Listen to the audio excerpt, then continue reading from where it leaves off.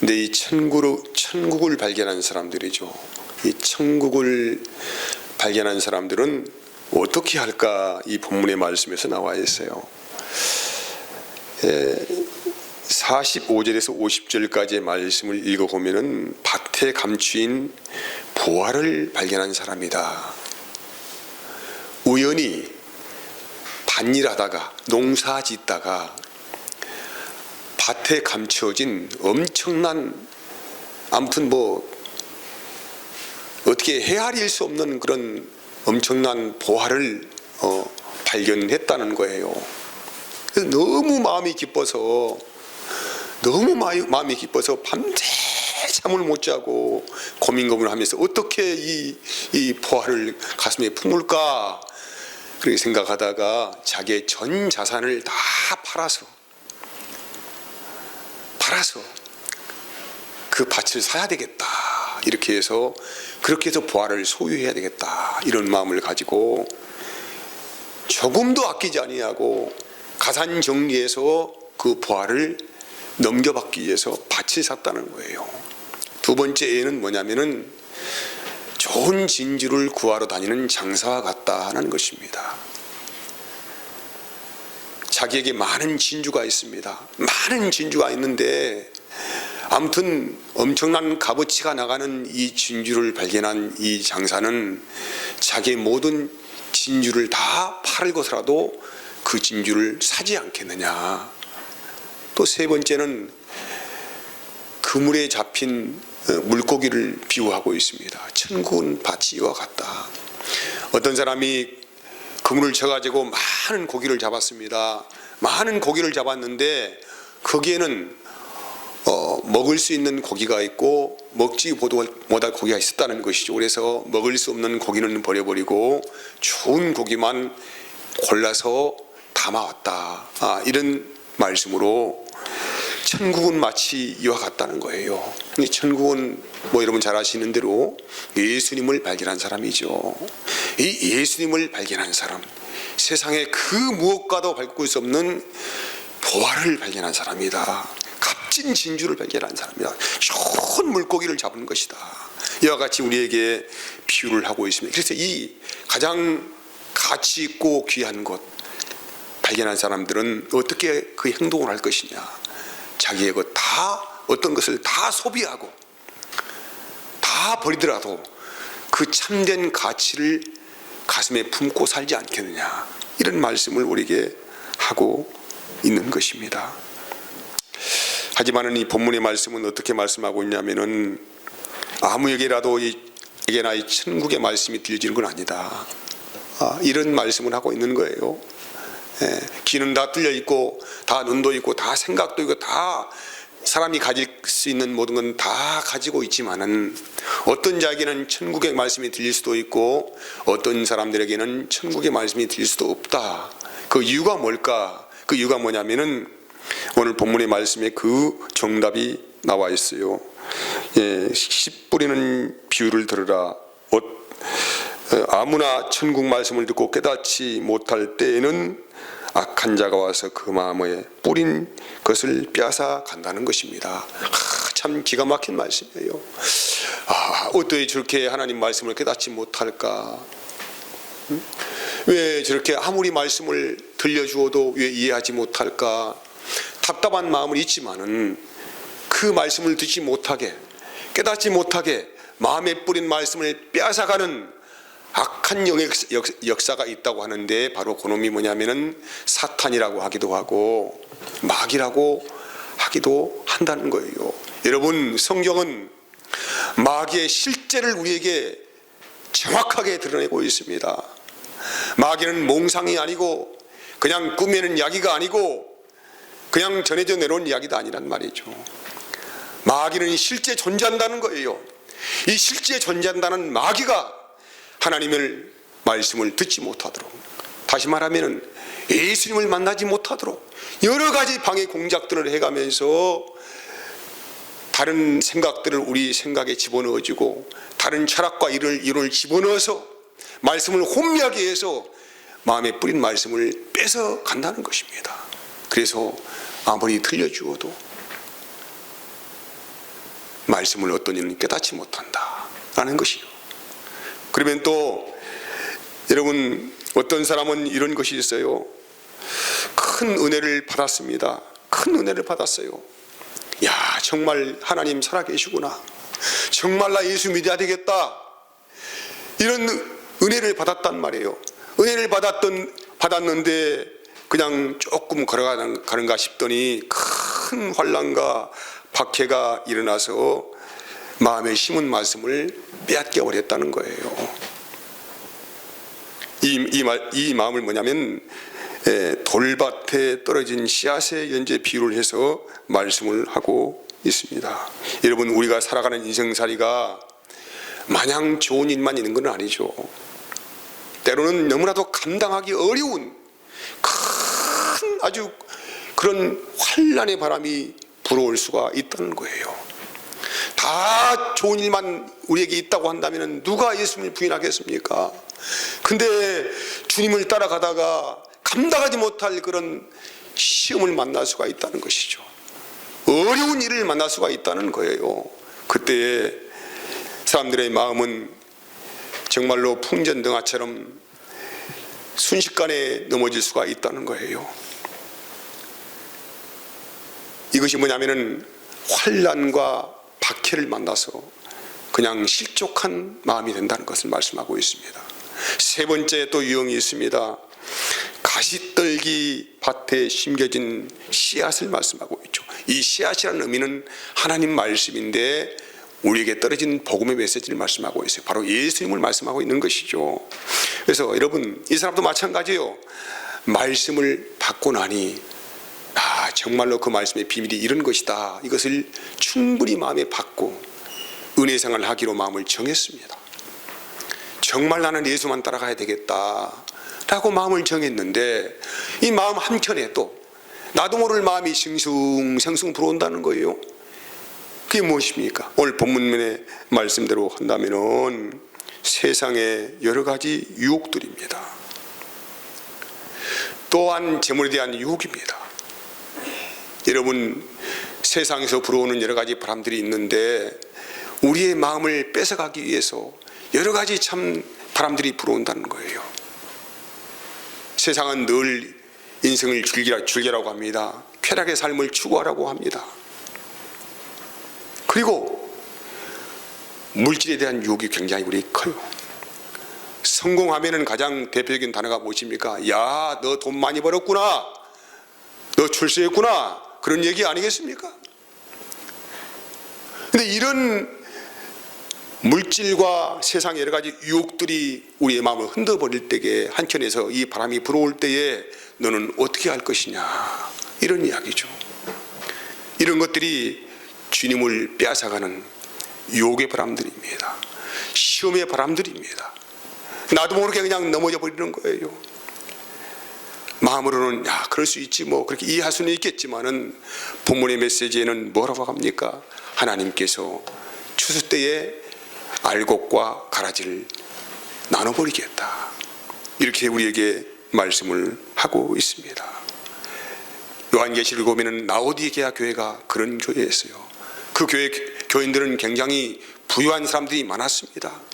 하나님께서 우리를 축복해가지고 이렇게 우리가 부자나 살고 있다, 사업이 잘 되고 있다, 우리는 복받은 사람이다, 이렇게 말을 하고 있는데 그들은 사실 하나님과 계물을 겸하여 섬기면서 하나님보다는 오히려 물질을 더 이렇게 생각하는 그런 사람들이었다는 것이. 그래서 주님께서 말씀하시는 거예요. 야, 너희가 참 복잡하다. 차갑든지 뜨겁든지 할 것이지. 너희의 빈곤한 영을 너희가 보지 못하고 있느냐? 너희는 참 가련한 인생이고 불쌍한 자다, 가난한 사람이다, 이렇게 말을 하면서 주님께서 내가 내 입에서 너를 토하여 버리겠다 말씀하시는 거예요. 이렇게 두 가지 유형 가운데 혹시 내 자신이 속해 있다고 한다면 오늘 이 말씀의 은혜 안에서 다시 한번 주님을 붙잡는 은혜가 있기를 진심으로 축복을 합니다. 마지막에 좋은 밭이 있어요. 좋은 밭. 여러분, 좋은 밭이라고 하는 것은 자연적으로 좋은 밭이 되는 건 아니에요. 농부들이 농토를 만들기 위해서 어떻게 합니까? 야산을 개간하고 들판을 개간해가지고 거기에서 돌멩이 다 걷어내고 잡초 다 뽑아내고 또 가시덤굴 나무 다 제거하고 이렇게 해서 아무튼 온 땀과 정성을 들여가지고 그 땅을 개간하는 거예요. 이게 좋은 땅입니다. 이 좋은 땅에는 어떤 씨앗이 심겨진다 할지라도, 어떤 씨앗이 뿌려진다 할지라도 잘 나서 100배로 또는 60배로 30배로 결실하지 않겠습니까? 이 말씀의 의미는, 좋은 밭이라는 의미는 그냥 좋은 밭이 되는 게 아니고, 이 좋은 밭을 만들기 위해서는 그만큼 땀을 흘리는 인내와 수고가 필요하다는 것이죠. 좋은 것을 받았습니다. 이 좋은 씨앗을 받았는데, 이 좋은 씨앗의 가치를 아는 사람은 이 밭을 준비하지 않겠습니까? 이 사람도 동일하게 박해도 또 환난도 세상의 유혹도 재물의 유혹도 있습니다. 없는 건 아니잖아요. 하지만 그런 가운데서도 마음에 심겨진 이 말씀을 버리지 아니하고 세상을 이기는 믿음으로 승리를 하면서 하나님께 마음을 드리는 사람들을 좋은 밭이다, 이렇게 말을 하는 것입니다. 사랑하는 여러분, 오늘 우리는 주님께서 요구하시는 은혜가 무엇이냐면은 너희는 좋은 밭이 되어라고 말씀하시는 거예요. 좋은 밭, 은혜의 밭이죠. 누구에게든지 환난의 바람이 불고 박해의 바람이 불고 세상의 유혹과 재물의 유혹의 바람이 붑니다. 하지만은 우리는 그런 바람이 불 때에도 흔들리지 말고 믿음의 용사의 무장을 탁 쓰고 진리의 허리띠를 든든히 메고 하나님의 은혜를 마음에 간직하고 누구를 따라갑니까? 주님을 따라가는 사람들을 되기를 오늘 말씀을 통하여서 우리에게 은혜를 주고 있습니다. 오늘 혹시 이 말씀을 통하여서 나에게 희미하게나마 내 믿음의 현주소, 내 신앙의 현주소가 발견된 사람들이 있다고 한다면은 희미하게나마 겨자씨 같은 아주 작은 이 겨자씨, 잘 눈에 보이지 않는 겨자씨 하나 같은 알갱이가 내 마음에 심겨졌다고 한다면 이 알갱이는 그냥 있는 것이 아니고 생명이 있습니다. 하나님의 유전자를 포함하고 있습니다. 그래서 이 귀한 것을 잘 마음에 받아서 가꾸고 잘 이렇게 한다고 하면은 어느덧 성장하고 자라고 성장하고 자라고 성장해서 어떻게 됩니까? 큰 아름드리가 되어서 우리의 인생을 대단히 풍요롭게 할 것입니다. 하나님의 은혜가 넘치는 그런 귀한 복을 받게 될 것입니다. 여러분의 가정에 이런 겨자씨 하나에 떨어지는 은혜 안에서 풍성한 나무로 되는 그런 은혜가 깃들어 있기를 진심으로 소망을 합니다. 제가 한번 기도하겠습니다. 하나님 감사합니다. 그런 나라입니다. 근데 이 천국을 발견한 사람들이죠. 이 천국을 발견한 사람들은 어떻게 할까? 이 본문의 말씀에서 나와 있어요. 45절에서 50절까지의 말씀을 읽어보면은 밭에 감추인 보화를 발견한 사람이다. 우연히 밭일하다가 농사 짓다가 밭에 감추어진 엄청난, 아무튼 어떻게 헤아릴 수 없는 그런 엄청난 보화를 발견했다는 거예요. 그래서 너무 마음이 기뻐서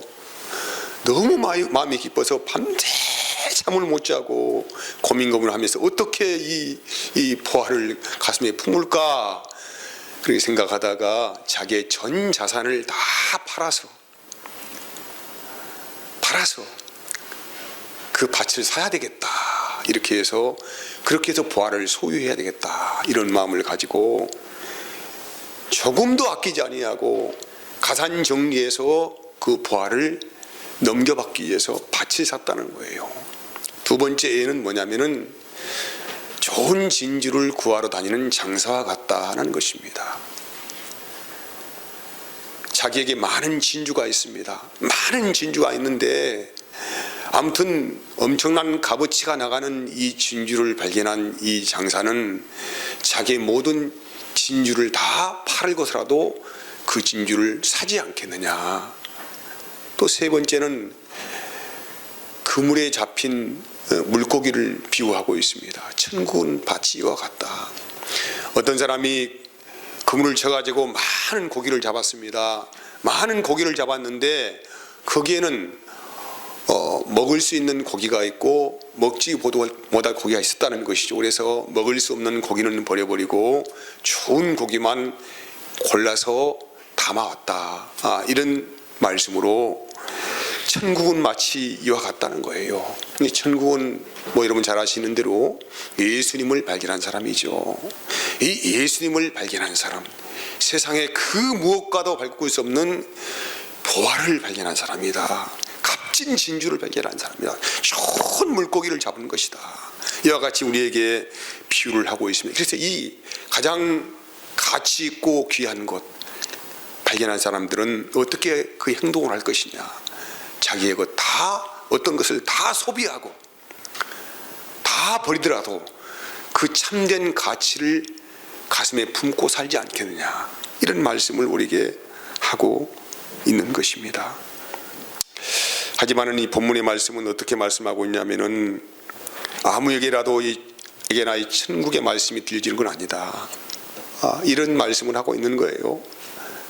귀는 다 뚫려 있고 다 눈도 있고 다 생각도 있고 다 사람이 가질 수 있는 모든 건 다 가지고 있지만은 어떤 자에게는 천국의 말씀이 들릴 수도 있고 어떤 사람들에게는 천국의 말씀이 들릴 수도 없다.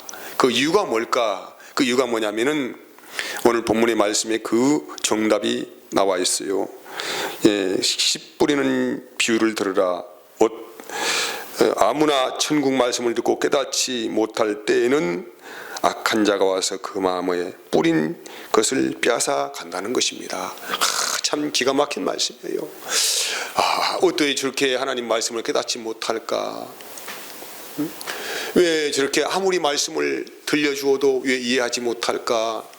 답답한 마음은 있지만은 그 말씀을 듣지 못하게, 깨닫지 못하게 마음에 뿌린 말씀을 빼앗아가는 악한 역사가 있다고 하는데 바로 그놈이 뭐냐면은 사탄이라고 하기도 하고 마귀라고 하기도 한다는 거예요. 여러분, 성경은 마귀의 실제를 우리에게 정확하게 드러내고 있습니다. 마귀는 몽상이 아니고 그냥 꾸미는 이야기가 아니고 그냥 전해져 내려온 이야기도 아니란 말이죠. 마귀는 실제 존재한다는 거예요. 이 실제 존재한다는 마귀가 하나님의 말씀을 듣지 못하도록, 다시 말하면 예수님을 만나지 못하도록 여러 가지 방해 공작들을 해가면서 다른 생각들을 우리 생각에 집어넣어주고 다른 철학과 이론을 집어넣어서 말씀을 혼미하게 해서 마음에 뿌린 말씀을 뺏어 간다는 것입니다. 그래서 아무리 들려주어도 말씀을 어떤 이는 깨닫지 못한다라는 것이요. 그러면 또 여러분, 어떤 사람은 이런 것이 있어요. 큰 은혜를 받았습니다. 큰 은혜를 받았어요. 야, 정말 하나님 살아계시구나. 정말 나 예수 믿어야 되겠다.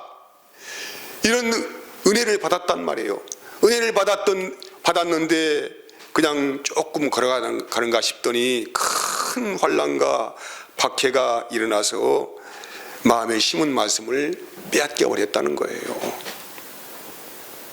이 마음을 뭐냐면 돌밭에 떨어진 씨앗의 연재 비유를 해서 말씀을 하고 있습니다.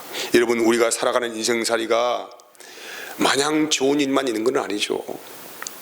때로는 너무나도 감당하기 어려운 큰 아주 그런 환난의 바람이 불어올 수가 있다는 거예요.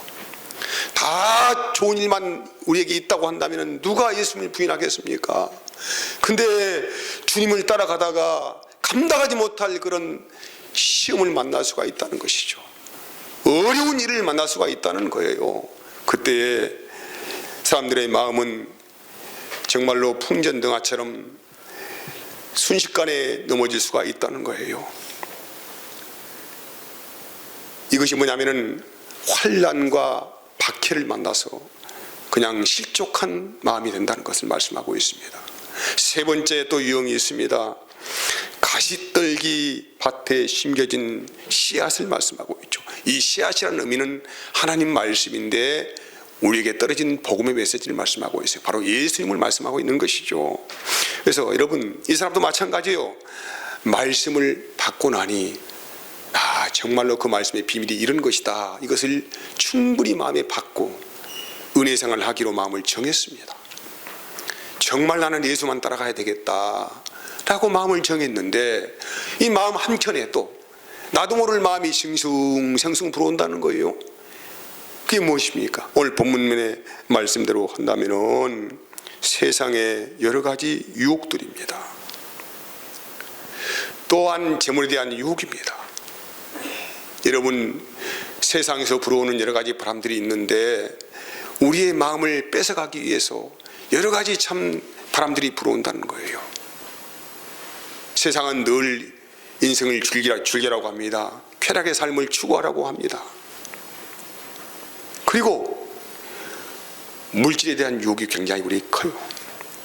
성공하면은 가장 대표적인 단어가 무엇입니까? 야, 너 돈 많이 벌었구나, 너 출세했구나, 그런 얘기 아니겠습니까?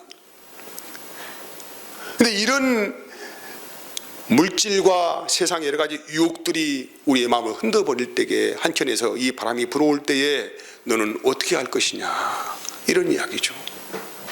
이런 것들이 주님을 빼앗아가는 유혹의 바람들입니다. 시험의 바람들입니다. 나도 모르게 그냥 넘어져 버리는 거예요.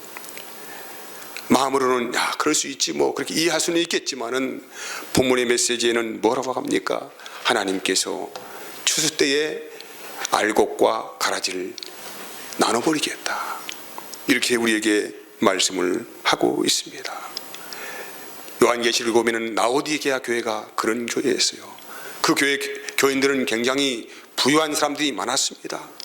하나님께서 우리를 축복해가지고 이렇게 우리가 부자나 살고 있다, 사업이 잘 되고 있다, 우리는 복받은 사람이다, 이렇게 말을 하고 있는데, 그들은 사실 하나님과 계물을 겸하여 섬기면서 하나님보다는 오히려 물질을 더 이렇게 생각하는 그런 사람들이었다는 것이. 그래서 주님께서 말씀하시는 거예요. 야, 너희가 참 복잡하다. 차갑든지 뜨겁든지 할 것이지. 너희의 빈곤한 영을 너희가 보지 못하고 있느냐? 너희는 참 가련한 인생이고 불쌍한 자다, 가난한 사람이다, 이렇게 말을 하면서 주님께서 내가 내 입에서 너를 토하여 버리겠다 말씀하시는 거예요. 이렇게 두 가지 유형 가운데 혹시 내 자신이 속해 있다고 한다면 오늘 이 말씀의 은혜 안에서 다시 한번 주님을 붙잡는 은혜가 있기를 진심으로 축복을 합니다. 마지막에 좋은 밭이 있어요. 좋은 밭. 여러분, 좋은 밭이라고 하는 것은 자연적으로 좋은 밭이 되는 건 아니에요. 농부들이 농토를 만들기 위해서 어떻게 합니까? 야산을 개간하고 들판을 개간해가지고 거기에서 돌멩이 다 걷어내고 잡초 다 뽑아내고 또 가시덤굴나무 다 제거하고 이렇게 해서 아무튼 온 땀과 정성을 들여가지고 그 땅을 개간하는 거예요. 이게 좋은 땅입니다.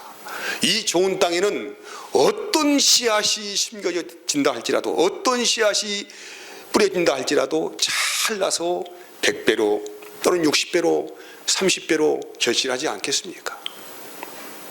이 말씀의 의미는, 좋은 밭이라는 의미는 그냥 좋은 밭이 되는 게 아니고, 이 좋은 밭을 만들기 위해서는 그만큼 땀을 흘리는 인내와 수고가 필요하다는 것이죠. 좋은 것을 받았습니다. 이 좋은 씨앗을 받았는데, 이 좋은 씨앗의 가치를 아는 사람은 이 밭을 준비하지 않겠습니까? 이 사람도 동일하게 박해도 또 환난도 세상의 유혹도 재물의 유혹도 있습니다. 없는 건 아니잖아요. 하지만은 그런 가운데서도 마음에 심겨진 이 말씀을 버리지 아니하고 세상을 이기는 믿음으로 승리를 하면서 하나님께 마음을 드리는 사람들을 좋은 밭이다, 이렇게 말을 하는 것입니다. 사랑하는 여러분, 오늘 우리는 주님께서 요구하시는 은혜가 무엇이냐면은 너희는 좋은 밭이 되어라고 말씀하시는 거예요. 좋은 밭, 은혜의 밭이죠.